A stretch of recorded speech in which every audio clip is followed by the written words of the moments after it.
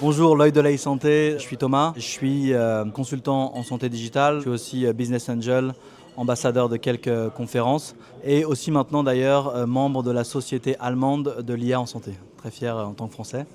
Et donc ce que je vois sur ce qui se passe sur le marché de la health tech ou de la santé digitale, c'est une espèce de maturité. Il y a 2-3 ans, je pense qu'il n'y avait quasiment aucune health tech qui dépassait les 100 millions de chiffre d'affaires. Donc là, on ne parle pas de licorne, on parle vraiment de chiffre d'affaires. Et aujourd'hui, il y en a 5 ou 10 qui dépassent les 100 millions.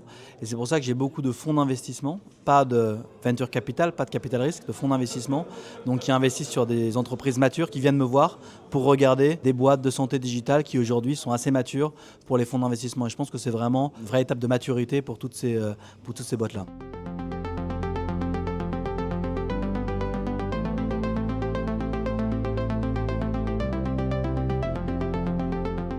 Il se passe beaucoup de choses sur l'hôpital. Je pense qu'on est vraiment à un moment structurant. Je dis toujours, il y a 20 ans, les hôpitaux ont commencé à se digitaliser avec les DPI. Et là, avec l'ère de l'IA, je pense qu'on rentre dans une nouvelle ère. Peut-être un point déjà très intéressant, il y a plusieurs centaines d'hôpitaux en Europe qui ont SAP comme DPI. Et pourquoi je dis ça?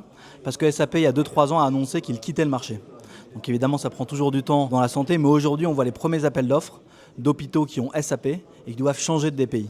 Et on sait changer de DPI, c'est une opération à cœur ouvert, mais aussi une opportunité de designer l'architecture IT des hôpitaux de demain, donc AI ready, comme on dit, et donc de ne pas être dépendant des DPI actuels qui ne sont pas prêts pour l'IA, qui sont des systèmes fermés, qui ne permettent pas vraiment d'utiliser l'IA. Donc ça, c'est un premier point. Il y a des centaines d'hôpitaux qui sont dans ce cas-là. Et la deuxième chose qu'on voit sur ce point-là, c'est tous les ambient AI scribes, donc tous les assistants IA, qui utilisent la voix comme entrée et ensuite qui font de la transcription ou d'autres choses. Et on a par exemple Heidi qui vient de lever 60 millions, on a Nabla français qui a levé il y a récemment aussi 60 millions, on a Tandem Health qui a levé environ 50 ou 70 millions. Et en fait ce qui se passe c'est que ces assistants IA, combinés à une solution de facturation, comme par exemple Sancare en France, Tiplu, Nelly, combinés à du Clinical Decision Support, par exemple Mboss, Open Evidence aux USA, ou en France, ça serait plutôt Pulse Life, même si je pense que c'est assez fragmenté quand même en France, et combiné avec des solutions de workflow, donc CareSide par exemple, en parlant de la Poste, et quand on met tout ça ensemble, c'est le nouveau, ce qu'on appelle operating system de l'hôpital et des établissements de santé. Ça va remplacer le DPI. Et tout ça, ça permet d'être AI ready et d'utiliser l'IA comme moteur. Et qu'est-ce que vont faire les 250 hôpitaux? Est-ce qu'ils vont aller vers ce nouveau operating system ou est-ce qu'ils vont rester dans le monde d'hier, disons? Et je pense que ça, c'est vraiment un moment structurant et j'espère que ces 300 ou 400 hôpitaux européens vont faire le bon choix et ne pas aller vers les acteurs classiques.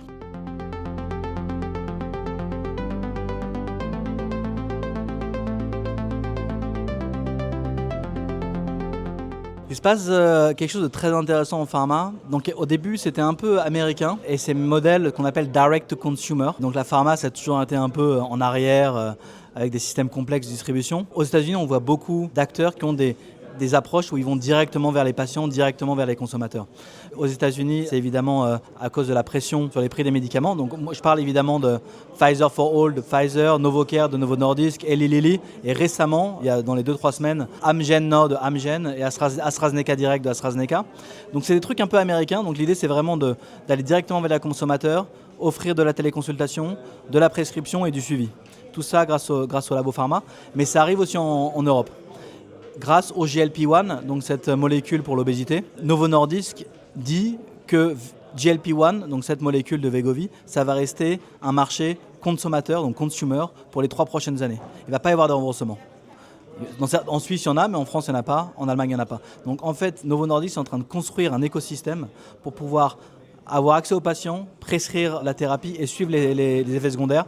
Et donc tout cet investissement des pharma, ça va permettre à beaucoup d'autres startups aussi d'accélérer leur développement. Et c'est aussi une chance. Évidemment, ça crée un peu un système parallèle avec la pharma, mais je pense que c'est une chance pour se développer. Et ensuite, ça pourrait être pour les hôpitaux, pour les autres acteurs de la santé, des startups intéressantes à explorer. Donc c'est une chance, surtout grâce au GLP-1 et la molécule Wegovy.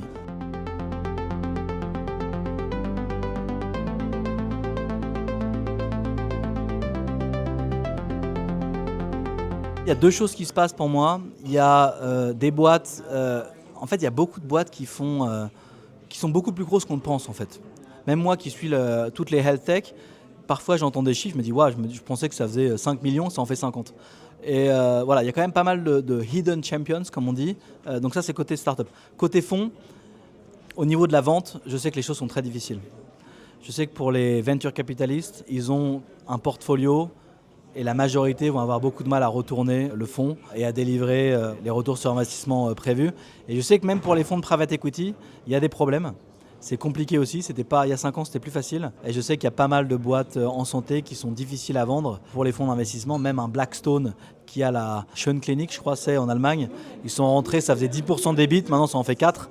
Et voilà, les temps sont difficiles pour les fonds de private equity en santé pour vendre leurs actifs. Et donc forcément quand tu as plus de mal à vendre, après pour lever c'est plus dur.